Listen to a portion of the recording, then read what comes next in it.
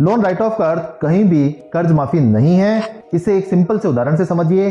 मान लीजिए किसी बैंक ने एक्स आदमी को रुपए उधार दिए, तो उस समय बैंक अपनी रिकॉर्ड में इस बात को लिख लेता है, जिसे हम बोलते हैं अपनी बुक्स में एंट्री कर ली। और वह एक्स आदमी कुछ समय बाद अपनी ईएमआई या इंटरेस्ट नहीं चुका पाता, तो बैंक उसे खराब लोन मानता है, या बोले कि उसे नॉन परफॉर्मिंग एसेट्स या एनपीए कहा जाता है। और फिर बैंक अपनी रिकवरी का प्रोसेस शुरू करता है, जिसमें बैंक के आदमी उस आदमी के घर पर जाएंगे और उसके बाद भी अगर वह नहीं मानेगा तो बैंक उस पर कोर्ट केस करेगा और जिस प्रॉपर्टी के बदले में उसको लोन दिया गया है उस प्रॉपर्टी को ऑक्शन करने की तैयारी करेगा। और इन सब चीजों को रिकवरी प्रोसीडिंग कहा जाता है। अभी भी एक निश्चित अवधि के बाद एक्स आदमी बैंक को पैसा नहीं देता, तो साधारण भाषा में बैंक को आरबीआई के रूल के अनुसार अपनी बुक्स के अंदर एक एंट्री पास करनी होती है, और अपनी बुक्स में उस 2 लाइन की एंट्री को करना ही लोन राइट ऑफ कहा जाता है। इसका कहीं भी ये मतलब नहीं है कि बैंक ने उस पर चलने वाले कोर्ट केस को बंद कर दिया।